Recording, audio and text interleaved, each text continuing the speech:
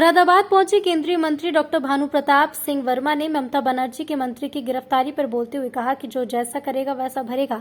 दरअसल मोदी सरकार के मंत्री मुरादाबाद में आयोजित एक कार्यक्रम में भाग लेने पहुंचे थे, जहां पत्रकारों द्वारा पूछे सवालों का जवाब देते उन्होंने ममता बनर्जी को आईना दिखाते हुए कहा कि जो जैसा करेगा वैसा भरेगा। जहां तक सीबीआई और ईडी जैसी एजेंसियों की बात है तो वो स्वतंत्रता से अपना काम करती हैं और कर रही हैं और देखती हैं और कौन कहाँ भ्रष्टाचार कर रहा है वो जांच करती हैं, उसी आधार पर कार्रवाई करती हैं। इसमें ऐसा भी हुआ है।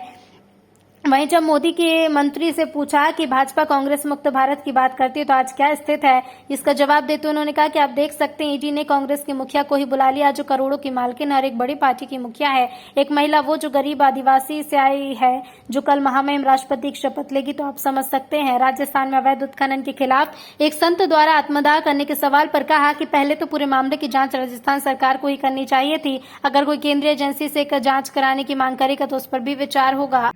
चल रही थी तो दो खेमों में पूरी दुनिया बढ़ गई थी, लेकिन दोनों राष्ट्रों के अगर प्रमुख किसी से बात करते थे तो नरेंद्र मोदी से बात करते थे। ये है भारत की ताकत, वर्धा भारत ये है। समय अधिक हो चुका है, ज्यादा समय मैं नहीं लूंगा। अभी मुख्य वक्ता जी का बोधन आपको मिलेगा।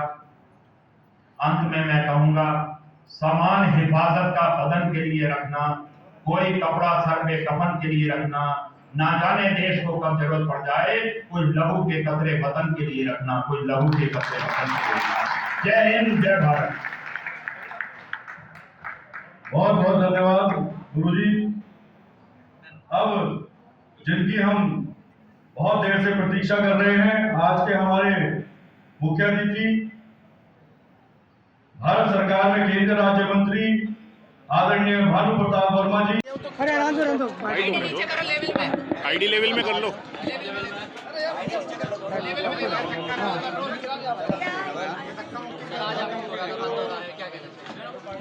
विशेष रूप से आज भारतीय जनता पार्टी के द्वारा देश के यशस्वी प्रधानमंत्री जी के जो मुख्यमंत्री से लेकर प्रधानमंत्री तक उनके जो 20 साल से ज़्यादा समय उन्होंने देश के लिए और प्रदेश के लिए जो काम किया है, उन्होंने जो योजनाएं देश को दी हैं, उन्हें सारी चीज़ों को लेकर हम लोग यहाँ आज आए थे और जनता के बीच हम लोगों ने वो सारी बातों को रखा जो देश के यशस्वी प्रधानमंत्री जी ने किया। चाहे वो कोरोना काल हो, कोरोना काल में इस देश के 80 करोड़ लोगों को फ्री में खाद्यान्न देने का काम किया है। हमारे देश में जो गरीब लोग थे, जिनके पास कभी सपने में सोच भी नहीं सकते थे कि हम पक्के मकान में रहेंगे, देश के यशस्वी प्रधानमंत्री ने प्रधानमंत्री आवास योजना के अंतर्गत उन्हें पक्का मकान देने का काम किया है। इसी तरीके से हमारे किसान भाई प्रधानमंत्री किसान सम्मान निधि के माध्यम से वो अपना छोटा सा काम कर सकते हैं, खाद खरीद सकते हैं, बीज खरीद सकते हैं। उसके लिए साल में 6,000 रुपये देने का काम किया है। इस तरह से ढेर सारी योजनाएं देश के यशस्वी प्रधानमंत्री ने उनकी है, उन्हीं योजना का भरे।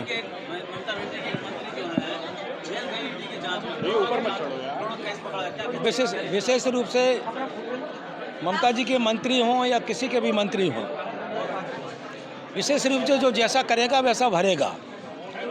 और चाहे वो सीबीआई हो, चाहे ईडी हो, ये स्वतंत्र एजेंसी हैं, केंद्रीय स्वतंत्र एजेंसी हैं। वो स्वतंत्रता से काम करती हैं, वो देखती है कि कहीं कोई गलत क्या हो रहा है, भ्रष्टाचार कहाँ हो रहा है और गलत काम कौन कर रहा है, तो उनमें वो जांच करती है और जांच के आधार पर वो अपनी कार्रवाई करती है। तो मैं तो सिर्फ इतना ही कह सकता हूँ कि केंद्रीय एजेंसी अपना काम कर रही हैं। सरकार को अपना काम करना है, देश की सेवा करना है। देश के यशस्वी प्रधानमंत्री जी देश की सेवा कर रहे हैं और आगे बढ़ रहे हैं। आज मैंने कहा था कांग्रेस मुक्त भारत हो जाएगा, आज क्या स्थिति, कहाँ कांग्रेस, क्या मानते हैं? विशेष रूप से आप देख सकते हो कि ईडी ने कांग्रेस की मुखिया को ही बुला लिया। एक देख जो करोड़ों रुपए की मालिक है, इतनी बड़ी पार्टी की मुखिया रही हैं और ईडी ने उन्हें बुला लिया है। एक वो महिला है और एक महिला वो है जो गरीब परिवार और आदिवासी से आई है। वो आने वाले समय में कल महामहिम राष्ट्रपति की शपथ लेंगे। तो आप समझ सकते हैं कि जिस तरीके से देश के यशस्वी प्रधानमंत्री जी काम कर रहे हैं, वो सब समाज को एक साथ लेके आगे बढ़ाने के लिए काम कर रहे हैं। खनन माफिया का विरोध कर रहे हैं, जो साथी है उनकी मौत हो गई है, क्या कहना चाहेंगे? राजस्थान में खनन माफिया ज़्यादा हावी है। नहीं, विशेष रूप से राजस्थान की सरकार को इस पर चिंता करना चाहिए। अगर कोई ऐसी स्थिति आती है कि केंद्र से भी जांच करा सकते हैं, अगर कोई मांग करेगा तो निश्चित ही हम लोग उसमें उसके लिए काम करेंगे। बस।